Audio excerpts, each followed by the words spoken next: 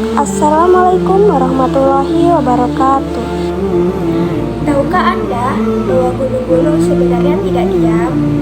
Al-Quran telah mengungkapkan fakta ini 1400 tahun yang lalu, sebelum sains modern menemukannya. Dalam video ini, kita akan membahas tafsir surah An-Naml ayat 88 dari makna bahasa hingga bukti ilmiah.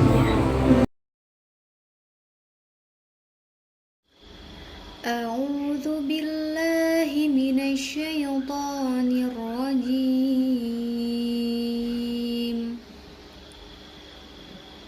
Bismillahirrahmanirrahim. Wa taral jibala tahsabuha jamidatan wa hiya tamurru marras sahab. Sun'allahil ladzi atqana kulla syai'. Innahu khabirum bima taf'alun. Shadaqallahul azim. Artinya, aku berlindung kepada Allah dari godaan syaitan yang terkutuk dengan menyebut nama Allah yang Maha Pengasih lagi Maha Penyayang. Dan engkau akan melihat gunung-gunung yang engkau kira tetap berdiri di tempatnya, padahal dia berjalan seperti awan yang berjalan. Itulah ciptaan Allah yang mencipta dengan sempurna segala sesuatu. Sungguh Dia Maha Teliti apa yang kamu kerjakan. Al-Quran Surah An-Naml ayat 88. Maha suci Allah dengan segala firman-Nya.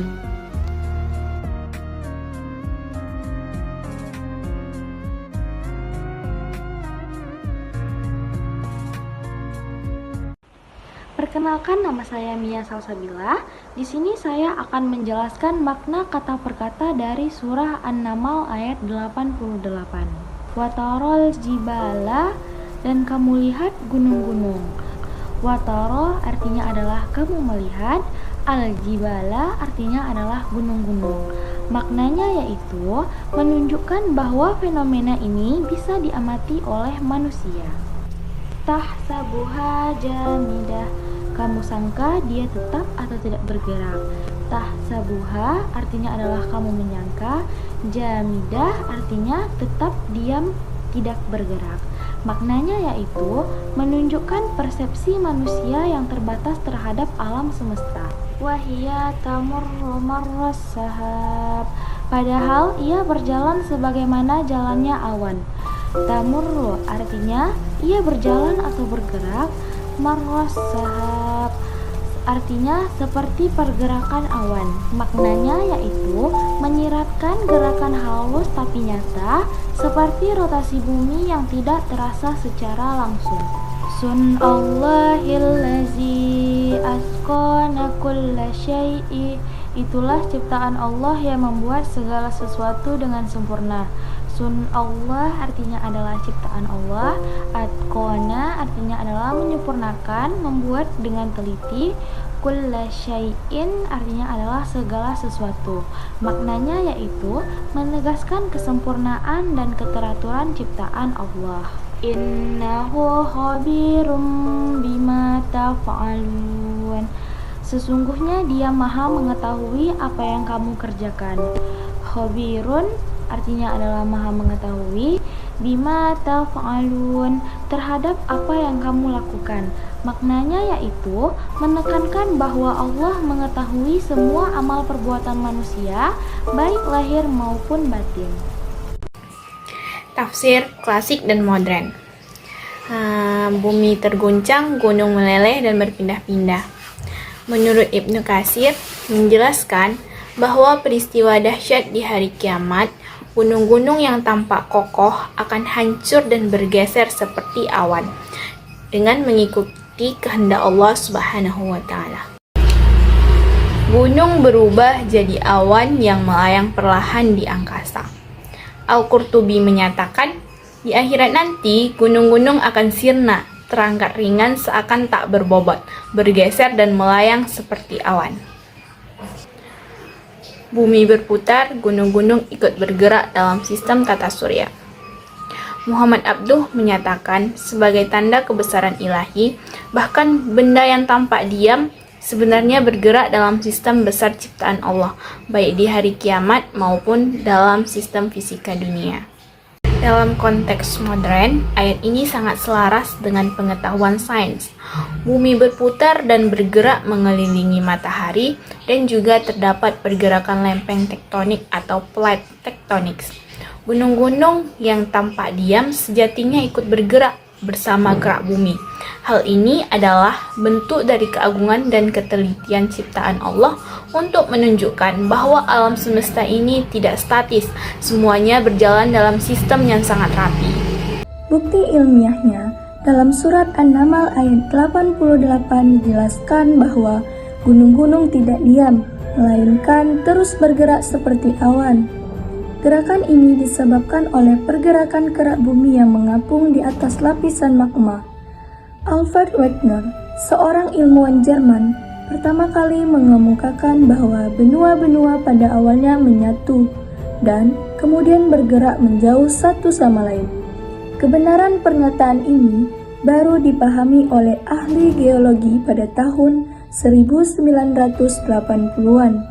Kerak bumi terbagi menjadi lempengan-lempengan yang bergerak dengan kecepatan 1 hingga 5 cm per tahun, menyebabkan perubahan geografi secara perlahan. Lempeng bergerak akibat arus konveksi yang terjadi di bawahnya, di mana material mantel yang dipanaskan bergerak naik dan kemudian turun setelah mendingin. Surah ini dapat dihubungkan dengan teori lempeng tektonik dan rotasi bumi.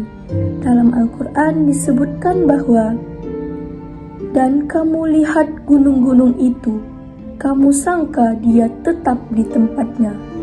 Dapat diartikan bahwa gunung-gunung tampaknya tetap di tempatnya, tetapi sebenarnya mereka bergerak perlahan-lahan akibat pergerakan lempeng tektonik.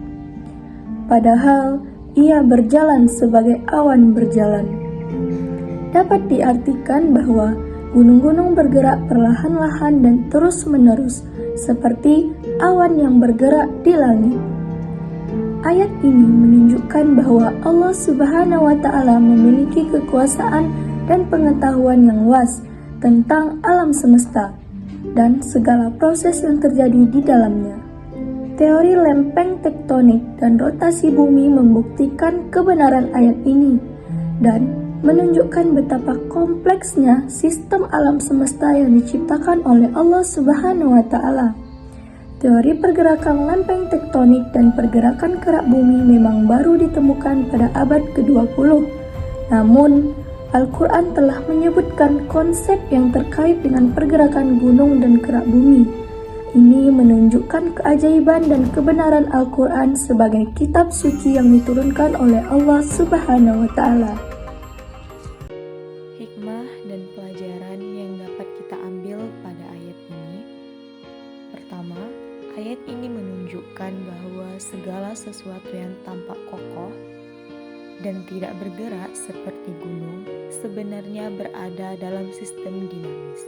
Ini adalah bukti keagungan dan kekuasaan Allah dalam menciptakan alam semesta. Kedua, banyak ulama dan ilmuwan memandang ayat ini sebagai isyarat terhadap pergerakan bumi. Gunung tampak diam tetapi sesungguhnya ikut bergerak karena bumi berotasi dan berevolusi. Ini menguatkan bahwa Al-Quran selaras dengan ilmu pengetahuan. Ketiga, frasa Sunna'Allahilladzi ataqana kulla syai'. Artinya, ciptaan Allah yang membuat segala sesuatu dengan kokoh. Menegaskan bahwa tidak ada yang diciptakan Allah secara sembarangan.